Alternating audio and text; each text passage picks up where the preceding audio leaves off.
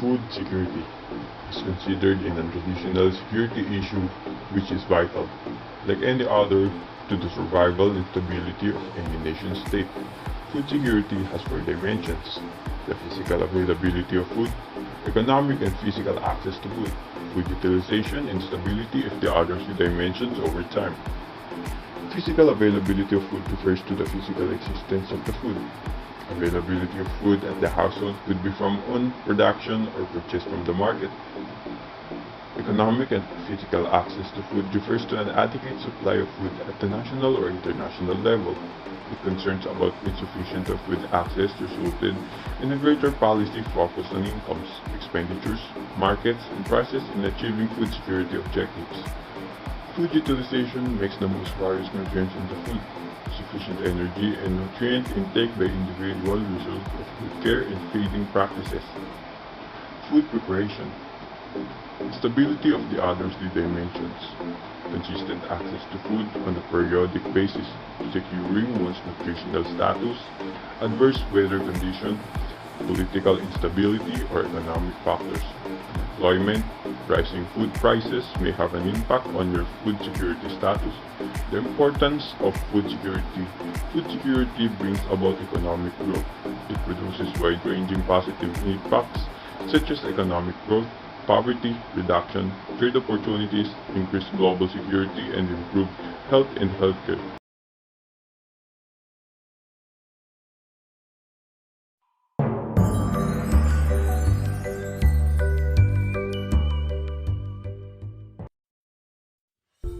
Even though enough food is grown to feed all 7 billion people on Earth, around 795 million, so 1 in 9 people, do not eat enough food to maintain good health.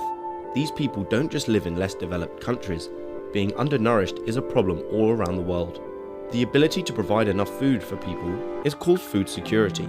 Food security exists when all people at all times have physical and economical access to sufficient, safe, and nutritious food for an active and healthy life. There are many countries around the world for which food security is a major issue, and there are several reasons why this might be. Let's look at each of them in turn and how the problems could be solved. Firstly, the human population is increasing. In the last 100 years, it has quadrupled and shows no signs of slowing. More people means more food is needed, but also there is less room to farm and fewer resources like access to water. These challenges combined mean it is becoming more and more difficult to grow enough food for everyone. Ways to increase food population include the increase in the use of fertilizers and growing GM crops, which have a higher yield. To feed 9 billion people by 2050, most experts agree that we need to produce about 70% more food. And not only is the population increasing, but many people's diets are changing. Countries are becoming more developed, and their populations are eating more food, especially meat and fish. A good example is China, where a high population combined with a burgeoning economy has seen a rapid change in the types of food the population is consuming. This has a twofold impact on food security.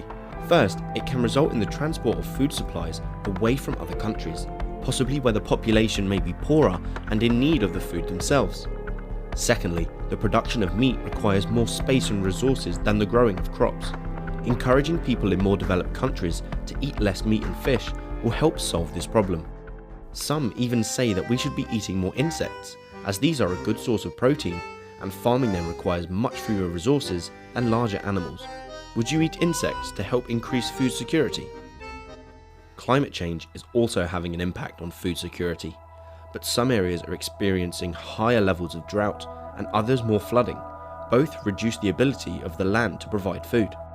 Also, climate change has affected the distribution of pests and pathogens.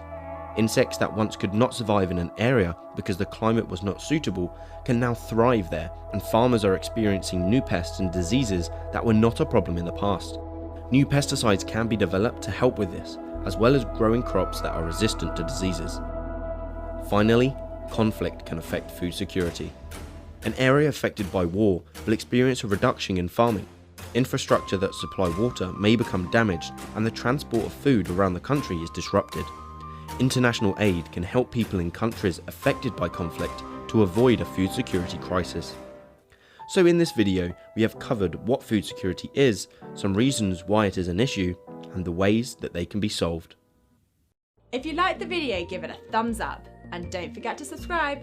Comment below if you have any questions. Why not check out our FewSchool app as well? Until next time. Achieving our goal of ending global hunger often means providing food for people in need. But we know that more is needed to ensure people enjoy food security. So, what do we mean by food security? Food security is when all people have regular access to enough nutritious food to lead healthy and active lives.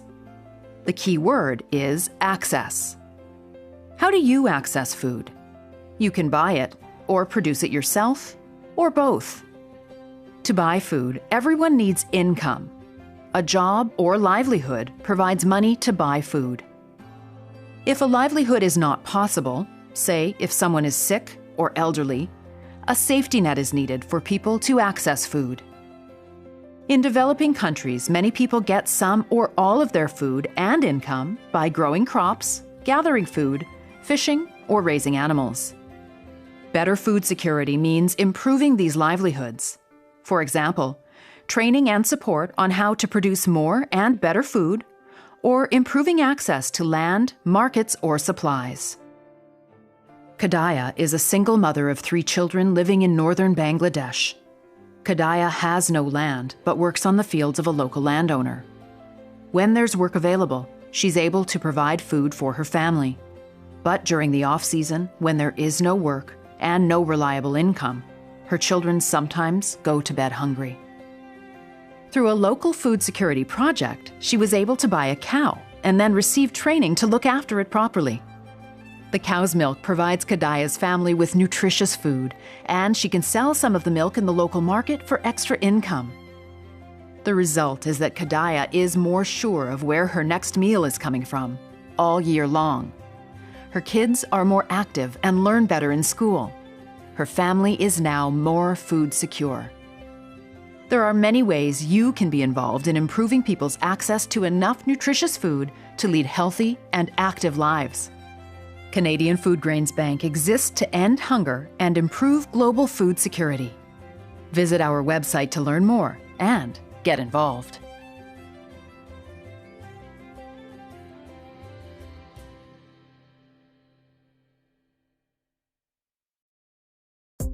The State of Food Security and Nutrition in the World 2021. Even before the COVID-19 pandemic, the world was not on track to end world hunger and malnutrition in all its forms by 2030. Under the shadow of the COVID-19 pandemic, up to 161 million more people were facing hunger in 2020 than in 2019. New figures estimate that between 720 and 811 million people around the world faced hunger in 2020. The prevalence of undernourishment increased this past year to reach a level of 9.9%. Around 660 million people may still face hunger in 2030, in part due to lasting effects of the COVID-19 pandemic on global food security. This represents 30 million more people than in a scenario in which the pandemic had not occurred. More than half the world's undernourished are found in Asia. An additional 1/3 reside in Africa. Globally, 2.37 billion people did not have access to adequate food in 2020, an increase of nearly 320 million people in 1 year. Globally, malnutrition in all its forms also remains a challenge. In 2020, 149.2 million children under age 5, or 22%, were affected by stunting and 6.7% suffered from wasting. The actual figures are expected to be higher due to the effects of COVID-19. 38.9 million children under 5, or 5.7%, are overweight. In 2019, the high cost of healthy diets combined with income inequality caused healthy diets to be too expensive for around 3 billion people, a number expected to increase for 2020.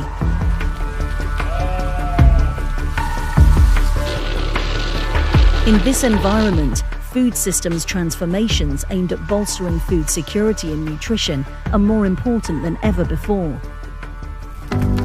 Major drivers negatively affecting food security and nutrition include conflict, climate variability and extremes, and economic slowdowns and downturns.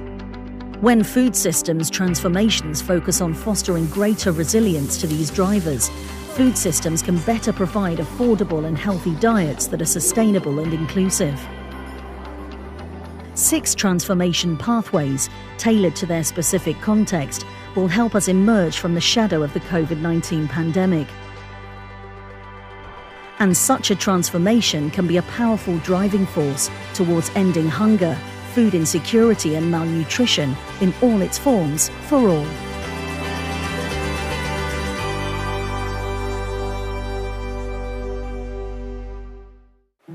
Food security means food security reduces poverty because it allows families to invest their funds for needs that lead to their development. Creating trade opportunities, it can produce enough amount of food to ensure food security. Excess supply can be traded for food supply that are not locally exported to other countries. Increase global security and stability.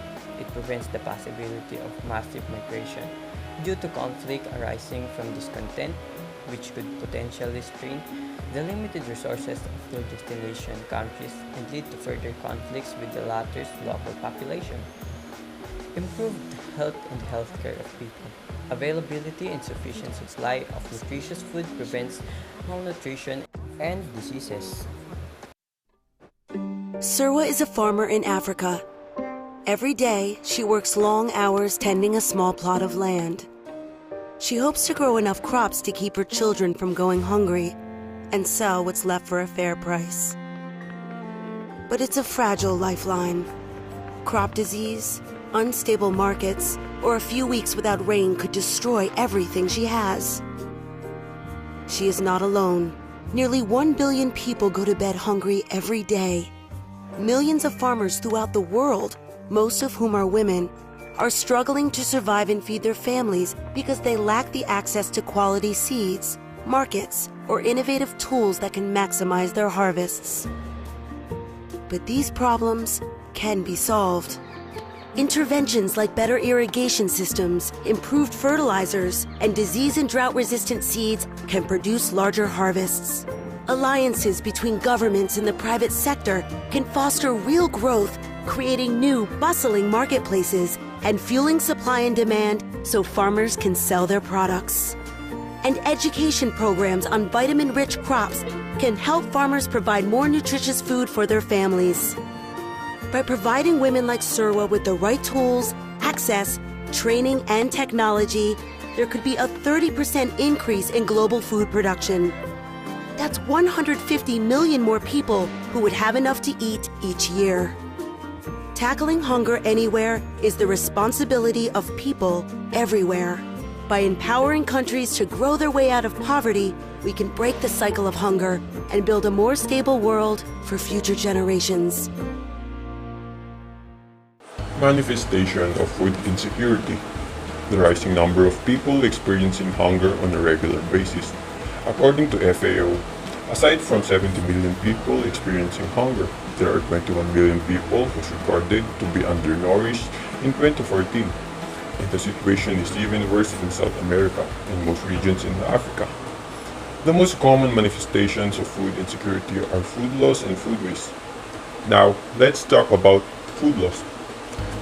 It is all the food produced for human consumption but not eaten by humans. It is also the food loss in the supply chain between the producer and the market, which could be caused by pre-harvest problems such as pest infestations, or problems in harvesting, handling, storage, packing, or transportation. The causes of food loss include the inadequacy of infrastructure, markets, price mechanism, or even the lack of legal frameworks. Example, when destructive typhoons or forest fires destroy agricultural crops or products. Now, let's talk about this food waste. Food waste is part of food loss and refers to discarding or non-food. It is estimated that there are 1.3 billion tons of food are wasted every year. example, its rejected food products are often away. Another form of food wastage is when food nearing its expiration date is disposed by stores or retailers. Oversupply of food items which are stored for a prolonged period only to end up getting spoiled. Food insecurity is a measure of the inability to access food. It's not the same idea as hungry or hunger, but they are connected. The U.S. Department of Agriculture estimates that around 11 to 12% of U.S. households are food insecure. These are individuals who have difficulty accessing meals, have to cut meals, have to share meals, or may miss a day or two of a meal in the course of a period of time because they're not able to afford those meals. Food insecurity is often linked with a number of poor health outcomes, such as diabetes and cardiovascular problems. It has also been linked to issues of behavioral challenges at school, but food insecurity is not equally distributed by all people. Some households experience food insecurity more, particularly ethnic minority households, single-parent households, and understanding food insecurity is an important factor in order to understand how we can improve not only nutrition, but the well-being of all Americans.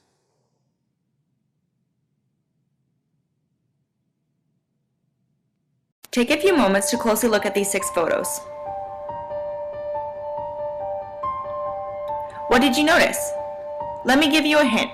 One of the 6 children has no healthy food to eat. This is meant to represent the 1 in 6 children in Canada who are now food insecure. So what is food insecurity? Food insecurity is when a child cannot get or eat enough healthy food. Food insecurity is currently a public health crisis in Canada. This video will help to provide more information about the topic of food insecurity in Canada. To begin, let's look at some facts. As you can see in this graph, in 2013, a total of 12.5% of households across the nation were food insecure. As you can see on this map, in 2013, Nunavut had the highest number of food insecure homes in Canada, with 45% of the households being food insecure. When these household numbers were broken down, it turns out that 1 million children across the nation were food insecure. So you may be wondering, why or how does food insecurity occur? Well, here are some factors that lead to this problem. To begin with, a lack of money to buy healthy food is the #1 factor related to food insecurity.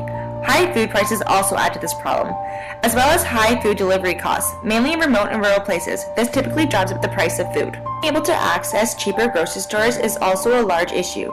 This factor is also related to the cost of transportation to and from the store for the buyer. Higher costs of living, like housing prices, is another factor related to food insecurity. So as you can see, there are a range of reasons that can lead to children becoming food insecure. So what do families do during short or long-term periods of food insecurity? One of the first places parents turn to in times of need is a food bank. In 2012, 38% of those helped by food banks were under the age of 18.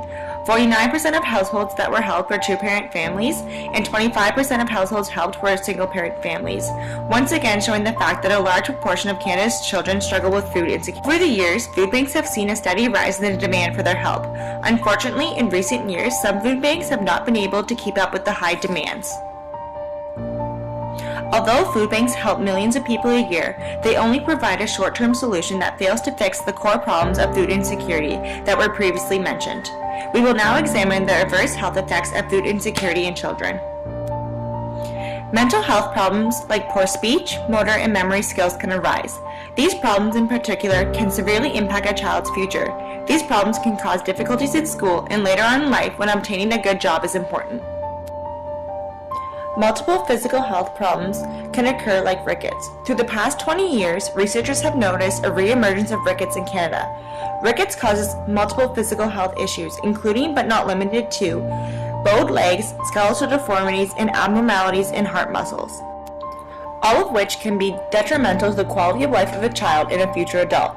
This disease has been associated with a lack of sunlight and food insecurity.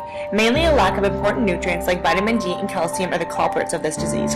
Some regions of Canada, mainly northern regions, have rates that are 6 to 12 times higher than the national average. Overall within Canada, food insecurity costs the entire healthcare system over $3 billion a year. This is money that could be used to prevent the occurrence of food insecurity and the development of all the health consequences previously explained. Now that you've heard a brief overview of childhood food insecurity in Canada, you may be wondering, what can you do to help? First, you can educate yourself further on the issue by visiting some great websites. Foodbanksofcanada.ca or proof.utoronto.ca are great places to start. You can also help to put pressure on the government to act upon this public health crisis. This can be done through written letters and, more importantly, increasing the public's awareness of the problem. Let's help make food insecurity in Canada a thing of the past and help all children live happier, healthier, and fuller lives. Created using Powtoon.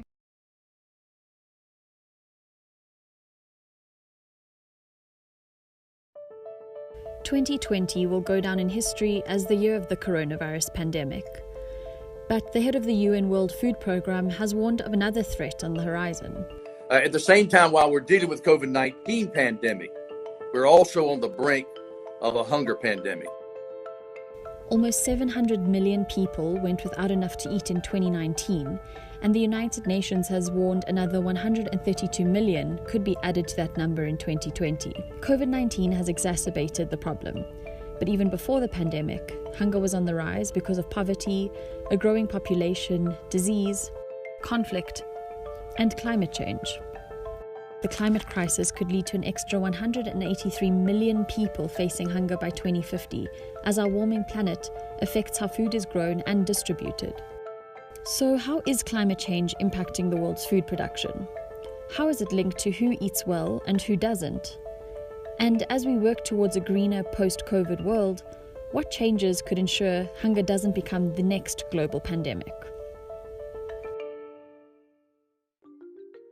When we talk about climate change, we often talk about the impact that climate is going to have on human society or the environment in the future. Climate change is already impacting us and has already impacted us. The number of climate change-related disasters like extreme heat, droughts, and floods has doubled since the early 1990s.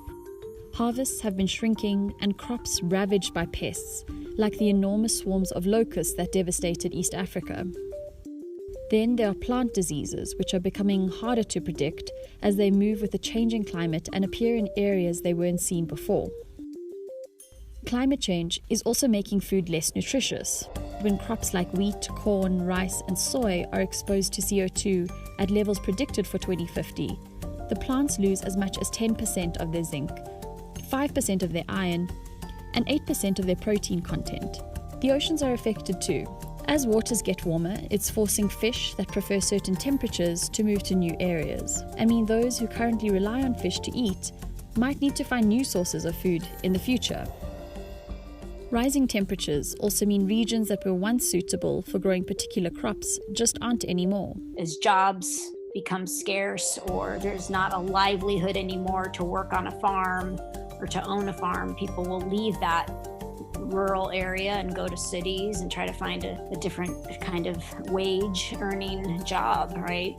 And as it becomes harder to get a good harvest from existing farmland and the population and demand for food grows, farming has expanded to forests. Take Brazil's Amazon. As the forest is cleared for farming, conditions become warmer and drier, which has led to worsening droughts.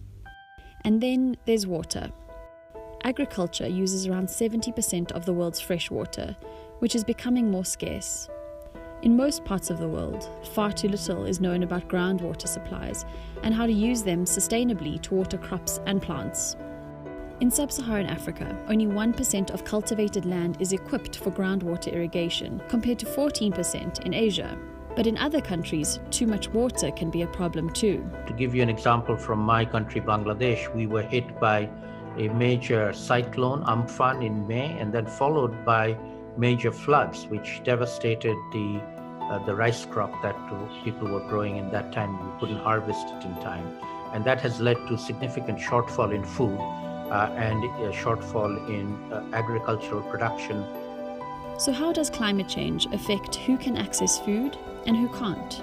It's just going to be harder to get access to a healthy diet. Costs of certain foods will go up, particularly perishable foods.